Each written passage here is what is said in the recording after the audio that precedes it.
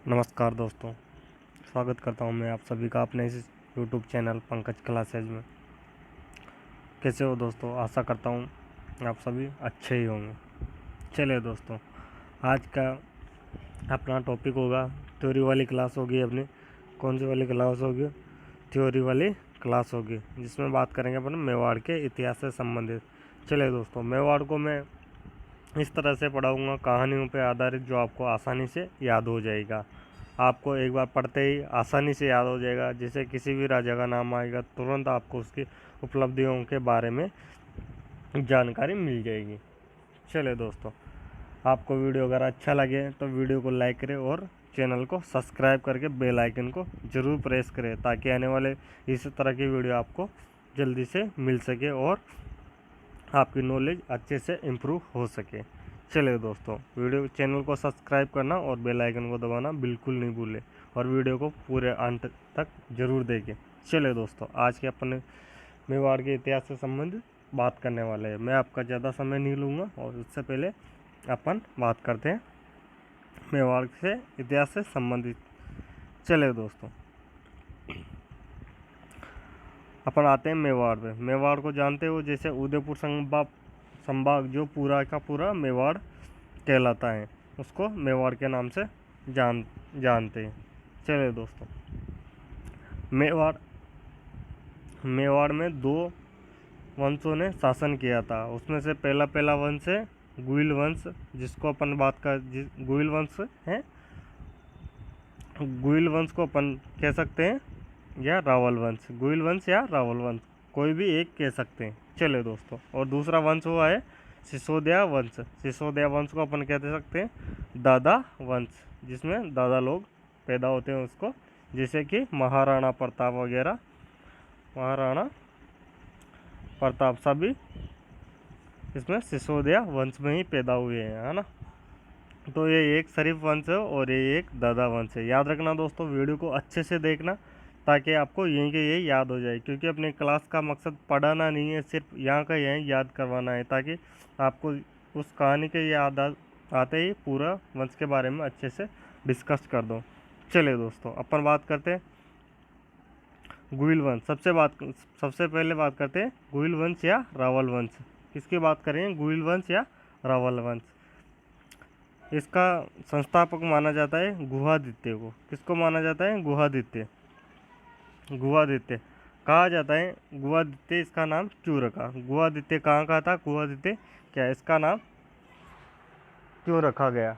चले दोस्तों, गुहादित्य कहा जाता है, कहानियों में कहा जाता है कि यह वल्लभी गुजरात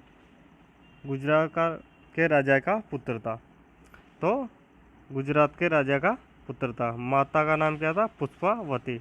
और इसकी दाई माँ का नाम क्या था? कमलावती। अच्छे से याद रखना। वैसे पूछता नहीं है ऐसे नॉर्मल एग्जामों में, पर फर्स्ट ग्रेड ऐसे एग्जामों में पूछता है। चले दोस्तों, गुहादित्य का जन्म इसकी माता के द्वारा गुजरात में एक गुफा में इसको जन्म दिया गया। इस कारण इसका नाम गुहादित्य रखा गया है। क्या रखा गया? गुहादित्य। तो चलिए दोस्तों, बात करते हैं गुहिल वंश की स्थापना किसने की? गुहादित्य ने। किसने की? गुहादित्य ने की थी। ये कहाँ का शासक था? ये वल्लभी गुजरात के राजा का पुत्र था, जिसकी माता का नाम पुष्पावती और दाई माता का नाम कमलावती। चलिए, सबसे पहले अपन इसकी बात करते हैं, गुहिल वंश की बात कर रहे हैं दोस्तों, है ना, ध्यान रखना।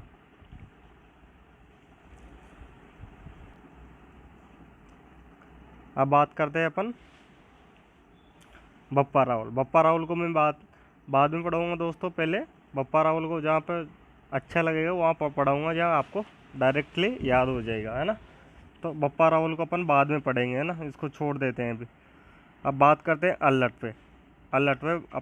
की बात करते हैं। चलिए दोस्तों, अल्लट को किस प्रकार से याद रखोगे? अल्लट के लिए आप 3 बातें याद रखते हो: अल्लट, आलसी और आहार। क्या बातें याद रखोगे? अल्लट, आलसी और आहार। 3 बातें याद रखोगे। क्या बातें याद रखोगे? अल्लट, आलसी, आहार। इस ऐसे ही सब कुछ बना लोगे आप, है ना। तो अल्लट से तो हो जाएगा क्या? अल्लट वंश। अल्लट क्या हो जाएगा? अल्लट से अल्लट हो जाएगा। आलसी से क्या हो जाएगा? आलसी हो जाएगा। आहड़ से क्या हो जाएगा? आहड़ हो जाएगा, जो कहाँ पड़ती है, उदयपुर में पड़ती है। चले दोस्तों अपन बात करते हैं, जैसे इस आलसी को उठाते हैं। आलसी, जैसे कि कोई आलसी व्यक्ति रहेगा ना, अल्लट एक प्रकार से आलसी व्यक्ति था। क्या था? अल्लट एक प्रकार से आलसी व्यक्ति था, जिसने अपने, जैसे कि उसने मेवाड़ में प्रथम बार नौकरशाही, अगर आलसी व्यक्ति होगा तो क्या रखेगा, नौकर, नौकर रखेगा ना, तो इससे आप आलसी से याद रखते हो नौकर। नौकरशाही व्यवस्था की शुरुआत किसने की थी? मेवाड़ में सबसे पहले अल्लट ने की थी। नौकरशाही व्यवस्था की शुरुआत किसने की थी? अल्लट ने की थी। चले दोस्तों, अल्लट ने की थी। आहड़, आहड़, आहड़ से याद रखोगे, इस अल्लट से ऐसे हो जाएगा आहड़। या आलसी से, तो आलसी से तो आप नौकर रखोगे आलसी आदमियों का, तो अपने घरों में वगैरह कहीं पे भी, तो इससे नौकरशाही व्यवस्था हो जाएगी। आहड़ से हो जाएगी आहड़। इसने अपनी राजधानी नागदा से, उसे बप्पा रावल नागदा बनाता है अपनी पहली राजधानी, उसके बारे में अपन बाद में पढ़ेंगे। तो नागदा से उसके बाद में इसने अपनी दूसरी राजधानी, पहली राजधानी क्या बनाया था? आहड़ को बनाया था। क्या बनाया था? आहड़ को इसने अपनी राजधानी बनाया था, नागदा से हटा करके। चले दोस्तों, इससे बात करते हैं इस हद से। हद से क्या होगा? हरिया देवी। हरिया देवी क्या थे? हरिया देवी हो जाएगी, और इस हद से हो जाएगी हूण वंश की राजकुमारी थी। हूण वंश की राजकुमारी थी। इसे हूण वंश की राजकुमार थे। इसके बारे में एक और बात याद रखनी है दोस्तों, अल्लट आलसी के साथ एक और इसने महान कार्य किया था। इसने हरिया देवी हूण वंश की राजकुमारी से विवाह किया था, जो कि पहला अंतर्राष्ट्रीय, राजस्थान का पहला अंतर्राष्ट्रीय विवाह माना जाता है। अंतर्राष्ट्रीय विवाह क्या अंतर्राष्ट्रीय विवाह माना जाता है। किसने किया था? अल्लट ने किया था। अगर पूछ ले राजस्थान में पहला अंतर्राष्ट्रीय विवाह किसने किया था, तो अल्लट ने किया दोस्तों। चले दोस्तों, अपन बात करते हैं आगे वाले वंश के बारे में। ये देखिए, इसने पहला अंतर्राष्ट्रीय विवाह किया था। आप याद रख सकते हो उसको, है ना, उसमें इतनी बात नहीं। अपन बात करते हैं अब जैत्र सिंह से। जैत्र सिंह से संबंधित अपन बात करते हैं। जैत्र सिंह के बारे में आप 3 बातें याद रखोगे। जैत्र सिंह की 3 बातें याद रखोगे। चलिए दोस्तों, जैत्र सिंह की कौन कौन सी 3 बातें याद रखोगे? जैत्र, चित्र, इत्र। क्या बातें रखोगे? जैत्र, चित्र और इत्र। जैत्र से हो जाएगा जैत्र सिंह, चित्र से हो जाएगा चित्तौड़गढ़, इत्र से हो जाएगा इल्तुतमिश। चले दोस्तों, इल्तुतमिश कहाँ था? ये दिल्ली का शासक था। क्या था? दिल्ली का शासक था। किसके समय था? ये जैत्र सिंह के समय में था। और चित्तौड़ हुआ था, चित्तौड़। अल्लट ने कौन सी राजधानी बनाई थी? आहड़। तो इसने आहड़ से हटा कर अपनी राजधानी चित्तौड़गढ़ को बना लिया। चलिए दोस्तों, अब बात करते हैं अपन बप्पा रावल। बप्पा रावल के बारे में और विस्तार से आगे पढ़ाऊंगा दोस्तों। यहाँ बात करें, छोटी सी बात करते हैं अपन बप्पा रावल। बप्पा रावल का वास्तविक नाम क्या था? कालभोज था। इसने अपनी राजधानी क्या बनाई थी? नागदा बनाए थे। ध्यान रखना दोस्तों, मेवाड़ की पहली राजधानी क्या थी? मेवाड़ की अगर क्वेश्चन आ जाए इस प्रकार से, मेवाड़ की पहली राजधानी क्या थी, तो क्या हो जाएगा? नागदा। नागदा उदयपुर में पड़ते, तो नागदा हो जाएगी। दूसरी राजधानी क्या बताई थी? अल्लट ने कौन सी बनाई थी? आहड़। अल्लट ने कौन सी राजधानी बनाई थी? आहड़। और जैत्र सिंह ने चित्तौड़गढ़। चलिए दोस्तों, अपन बात करते हैं इसके बारे में। चले, दिल्ली में कौन सा शासक था? इल्तुतमिश। इल्तुतमिश। इल्तुतमिश ने आक्रमण किया, कहाँ पे किया? इल्तुतमिश ने नागदा पर आक्रमण किया। नागदा पर आक्रमण किया। चले दोस्तों, इल्तुतमिश ने नागदा में आक्रमण जैत्र सिंह के समय नागदा में आक्रमण इस प्रकार किया कि, किस प्रकार किया कि भूतों की तरह आक्रमण किसने किया? इल्तुतमिश ने कहा। इल्तुतमिश ने किया, किसके समय किया? जैत्र सिंह के समय। किस तरह किया? भूतों की तरह। भूत कैसे आक्रमण करते हैं पता है ना आपको? जैसा कि सब कुछ तहस नहस कर देना। जैसे कि उसने नागदा पे आक्रमण किया और बिल्कुल सब कुछ तहस नहस कर दिया, कुछ भी नहीं छोड़ा। इस तरह भूतों की तरह आक्रमण किया। भूतों की तरह कर आक्रमण किया, तो इसको क्या नाम देंगे? 1227 में भूतों की तरह आक्रमण किया, किसने किया? इल्तुतमिश ने। इल्तुतमिश ने 1227 में आक्रमण किया, तो उसका नाम क्या होगा? भूताला का युद्ध।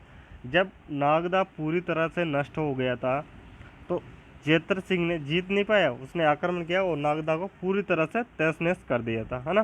तो अब नागदा पूरी तरह से नष्ट हो जाएगा तो जेतर सिंह क्या करेगा? चित्तौड़ को अपनी राजधानी बनाएगा। तो चित्तौड़ ने को अपने राजधानी बनाएगा। इसके बाद जेतर सिंह ने चित्तौड़ को अपनी नई राजधानी बनाया। चलिए दोस्तों, अपन बात वीडियो को लाइक ज़रूर कर देना दोस्तों। अब बात करते हैं तेज सिंह के बारे में। किसके बारे में बात करते हैं? तेज सिंह के बारे में। तेज सिंह के बारे में आपको एक बात ध्यान रखनी है, बहुत अच्छी तरह से तेज सिंह पढ़ूंगा दोस्तों। तेज सिंह के बारे में, तेज सिंह तेज था, तेज सिंह तेज था किसमें? चित्र बनाने में। एक बात याद रखनी है आपको, तेज सिंह तेज था किस चीज़ में? चित्र बनाने में। तेज सिंह तेज था चित्र बनाने। इसने सबसे पहले मेवाड़ चित्रकला की शुरुआत की। तो तेज सिंह तेज था किसमें? चित्र बनाने में। जब चित्र बनाने में तेज था तेज सिंह, तो इसने क्या कहा? इसके शासनकाल में चित्र ही बनवाए होंगे। तो इसके शासनकाल में 1260 में श्रावक प्रतिक्रमण सूत्रचूर्णी नामक ग्रंथ की रचना हुई। ये ग्रंथ की रचना कमलचंद्र सूर्य के द्वारा की गई। चलिए दोस्तों, इसको एक बार और रिपीट करता हूँ, आपको अच्छे से याद हो जाएगा। तेज सिंह के बारे में आपको क्या लाइन याद रखनी है? तेज सिंह तेज था चित्र बनाने में। तो इसने चित्र बनाने में तो क्या करेगा? ये चित्र ही बनाएगा। तो इसके समय में 1260 ईस्वी में श्रावक प्रतिक्रमण सूत्रचूर्णी नामक ग्रंथ की रचना कमल चंद्र सूर्य के द्वारा की गई। तो यह मेवाड़ का प्रथम चित्रित ग्रंथ था। ये बात याद रखना, यह मेवाड़ का प्रथम चित्रित ग्रंथ था। प्रथम चित्रित ग्रंथ कौन सा था? श्रावक प्रतिक्रमण सूत्रचूर्णी। बस इसके बारे में इतनी सी बातें। मैं जिन राजाओं के बारे में ज़्यादा पूछते हैं ना, उनके बारे में बता रहा हूँ दोस्तों। वैसे राजाएं तो बहुत है, पर उनके बारे में जो अधिकतर पूछा जाता है परीक्षाओं में। चलिए दोस्तों, अपन बात करते हैं समर सिंह। चलिए दोस्तों, समर सिंह के अब क्या हुआ? समर सिंह एक अच्छा राजा था। समर सिंह के दो पुत्र हुए। कितने पुत्र हुए? दो पुत्र हुए। तो दो पुत्र के दोनों कौन से थे? नालायक, जो किसी काम के नहीं थे। दोनों पुत्र ऐसे हुए आलसी जो, तो इनके तो कर्म फूट गए समर सिंह के। तो इसने सोचा अब क्या होगा, तो इन्होंने दो पुत्र थे इनके। पहले का नाम क्या था? कुंभकर्ण, और दूसरे का नाम क्या था? रतन सिंह। चले दोस्तों, तो कुंभकर्ण ने, दोनों नालायक थे, तो घूमने फिरने में और ऐसे ऐश करने में अपनी पूरी उम्र लगा दी। चले दोस्तों, कुंभकर्ण ने क्या किया? कुंभकर्ण चला गया नेपाल। कहाँ गया? नेपाल। कुंभकर्ण नेपाल चला गया, है ना। और रतन सिंह कहाँ चला गया? रतन सिंह चला गया श्रीलंका। याद रखना दोस्तों, वैसे ऐसी कुछ नहीं है, पर ये समझाने के हिसाब से आप। तो इसके बारे में ज़्यादा, कुंभकर्ण के बारे में ज़्यादा जानकारी नहीं मिलती, केवल इतनी सी जानकारी मिलती है। ये नेपाल गया तो इसने कहा क्या? जाहिर सी बात, नेपाल जाएगा तो यहाँ क्या करेगा? एक गुहिल वंश की स्थापना करेगा। बस इतनी सी बातें याद रखनी है कुंभकर्ण के बारे में। चले दोस्तों, अपन बात करते हैं रतन सिंह के बारे में। रतन सिंह से पहले मैं आपको बता दूं, अपन बात करेंगे बप्पा रावल के बारे में, जो अपने ने पहले छोड़ दिया था। चले दोस्तों, बप्पा रावल के बारे में मैंने कुछ बातें वहाँ भी बताई थी। अब बप्पा रावल के बारे में एक अच्छे से आपको समझाता था। बप्पा रावल का वास्तविक नाम क्या था? कालभोज। इसने प्रथम अपने मेवाड़ की प्रथम राजधानी नागदा को बनाया था, जो कहाँ पड़ती है? उदयपुर में पड़ती है दोस्तों। चले दोस्तों, बप्पा रावल क्या करता था? ये हारित ऋषि की गायें चराया करता था। क्या करता था बप्पा रावल? हारित ऋषि की गायें चराया करता था। उन्होंने भगवान, कहा जाता है ऐसे कहानियों में कि ये उन्होंने भगवान शंकर से इनके लिए मेवाड़ का राज्य मांगा था। चले दोस्तों, इसने मेवाड़ का राज्य मांगा था। चले 1734 ईस्वी में चित्तौड़ के शासक मानमोरी को पराजित कर चित्तौड़ पर गुहिल वंश की स्थापना किसने की? बप्पा रावल ने की। 1734 34 ईस्वी में किसको हराया? मानमोरी को हराया। कहाँ से हराया? चित्तौड़ में। और क्या की? चित्तौड़गढ़ में गुइल वंश की स्थापना की। किसने की? बप्पा रावल ने। चलिए दोस्तों, बप्पा रावल को गुआदित्य बताया था, उसने क्या किए थे? गुइल वंश की स्थापना की थी। गुइल वंश की याद रखें। अगर परीक्षा में क्वेश्चन आ जाए कि बप्पा गुइल वंश का वास्तविक संस्थापक कौन है, तो वास्तविक संस्थापक कौन है, तो आपका आंसर हो जाएगा बप्पा रावल। तो देखना, बप्पा रावल को गुइल वंश का वास्तविक संस्थापक माना जाता है। किसको माना जाता है? बप्पा रावल को। इसने एक और बड़ा काम किया। क्या काम किया इसने? बप्पा रावल ने कैलाशपुरी उदयपुर में एकलिंग जी के मंदिर का निर्माण करवाया, जो मेवाड़ के कुल देवता माने जाते हैं। कैलाशपुरी उदयपुर में एकलिंग जी का मंदिर का निर्माण, और इसके बाद में मेवाड़ में सोने के सिक्के चलाए गए। बप्पा रावल के काल में मेवाड़ में सोने के सिक्के चलाए गए। चलाने वाला पहला शासक माना जाता है। किसको माना जाता है? बप्पा रावल को। ठीक है, बप्पा रावल को माना जाता है। क्या करते थे? हरित ऋषि की गाय चराया करते थे। हरित ऋषि की गाय कहा जाता है। इनके बारे में तो बहुत सी कहानियाँ मिलती हैं, जिसको अपन को उससे मतलब नहीं है, अपन को सिर्फ याद रखना है। जैसे सोनों के सिक्के चलाए गए थे। चले दोस्तों, अब बात करते हैं रतन सिंह के बारे में। रतन सिंह को थोड़ा ध्यान से, वैसे सबको पता होगा रतन सिंह समर सिंह का दूसरा बिगड़ा हुआ लड़का था, जो कहाँ गया था? श्रीलंका। ध्यान रखना, एक बार इसका आप कहानी के माध्यम से याद रखना। आपने देखा होगा, पहले आई थी पद्मावत मूवी, आई थी पद्मावत मूवी आई थी, तो उससे याद रखना पद्मावत मूवी। तो आपको याद रखना है सिर्फ पद्मावती का क्या, कौन थी? पद्मावती श्रीलंका की रहने वाली थी। श्रीलंका की रहने वाली थी। श्रीलंका को प्राचीन काल में सिंहल द्वीप कहा जाता है। वहाँ का राजा कौन था? गंधर्व सेन थे। उसकी पत्नी का नाम क्या था? चंपावती। चंपावती यानी कि गंधर्व सेन की पत्नी कौन थी? चंपावती, यानी कि रानी पद्मावती की क्या थी? ये माता थी, है ना। पद्मावती के एक चाचा थे, जिसका नाम क्या था? गोरा, और चचेरा भाई था, उसका नाम क्या था? बादल। चले दोस्तों, अपन बात करते हैं। आपने वो मूवी देखी थी जिसमें, अब आप बात करते हैं उस मूवी के नाम से। रतन सिंह को क्या मानोगे? शाहिद कपूर।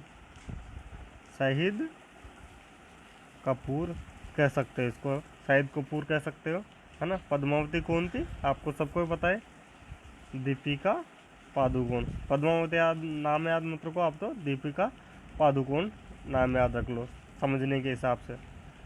पादुकोण नाम याद रख लो समझने के हिसाब से। चले दोस्तों, और एक था मूवी में, कौन था? राघव चेतन। कौन था ये था जॉनी लीवर। जॉनी लीवर, जॉनी लीवर था, याद रखना। और इस पिक्चर के डायरेक्टर कौन थे? फिल्म के डायरेक्टर कौन थे? मलिक मोहम्मद जयसी। कब? 1540 ईस्वी में ये मूवी बनाई गई थी। चलिए, याद रखने के हिसाब से, एक गुंडा था, उसका नाम था गुंडा। कौन था इसमें गुंडा? अलाउद्दीन खिलजी। कौन था? अलाउद्दीन खिलजी, जिसको आप अलाउद्दीन खिलजी भी याद मत रखो आप, तो ये रख लो रणवीर कपूर। रणवीर कपूर था। चले दोस्तों, ये था। इसके बाद में जब रतन सिंह श्रीलंका गया, श्रीलंका ये भी आशिक था, तो ये कहाँ गया? श्रीलंका गया। कहाँ गया? श्रीलंका। वहाँ से किसको पद्मिनी से विवाह करके कहाँ लाया? चित्तौड़गढ़ में लेके आ गया। चले दोस्तों, अब चित्तौड़गढ़ में राघव चेतन था। राघव चेतन को ऐसे कहा सुनी हो गई तो उसने देखा कि ये दिल्ली गया। दिल्ली में कौन था? अलाउद्दीन खिलजी। अलाउद्दीन खिलजी से इसने कहा कि बादशाह आप दिल्ली के शासक हो, पर आपके पास रानी को तो वो ले, आप पूरे देश के बादशाह हो पर रानी को तो वो लेके बैठा है। कौन? रतन सिंह। किसको? पद्मिनी को, जो विश्व की सबसे सुंदर स्त्री है। तो इससे अलाउद्दीन खिलजी का दिमाग खराब हो गया। उसने क्या क्या कहा? यार लाऊंगा तो मैं पद्मिनी, ऐसी कौन सी स्त्री है जिसको इसका गुणगान इस प्रकार से कह रहा है। तो उसने चित्तौड़ में, चलो दोस्तों कहानी तो ऐसे चलती रहेगी। उसने क्या कहा? इसने चित्तौड़ में अलाउद्दीन खिलजी ने उसके कहने पर, राघव चेतन के कहने पर चित्तौड़ में आक्रमण किया। अलाउद्दीन खिलजी के कहने पर चित्तौड़ में आक्रमण किया। चित्तौड़ का प्रथम युद्ध कब किया था आक्रमण? 1303 ईस्वी में आक्रमण किया। किन किन के बीच में वो आक्रमण? अलाउद्दीन खिलजी वर्सेज रतन सिंह के बीच में उन्होंने आक्रमण किए। चले दोस्तों, आक्रमण में उसने रतन सिंह को पराजित करके, और इस युद्ध में पद्मिनी अलाउद्दीन खिलजी के सेनापति गोरा और बादल दोनों वीरगति को प्राप्त हुए। चले, गोरा बादल दोनों वीरगति को प्राप्त हुए। और रानी पद्मिनी ने 1600 रानियों के साथ जौहर किया, जो चित्तौड़ का प्रथम शाका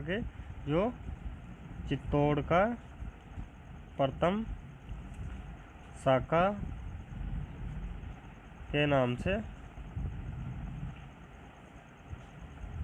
जाना जाता है। किसको जाना जाता है? चित्तौड़ में प्रथम शाका कब हुआ? 1303 ईस्वी में हुआ। किसने किया? रानी पद्मिनी ने किया। किसके साथ? 1600 रानियों के साथ में। चाचा, इस युद्ध में गोरा और बादल दोनों रतन सिंह के सेनापति वीरगति को प्राप्त किए। जब ध्यान रखना दोस्तों, शाका किसे कहते हैं? शाका किसे कहा जाता है, या इन्होंने युद्ध में केसरिया, जब सेनापति युद्ध में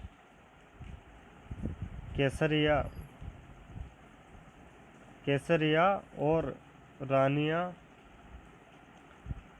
जौहर एक साथ करते हैं, तो दोनों को एक साथ होते हैं, तो क्या कहा जाता है? उसको शाका कहा जाता है।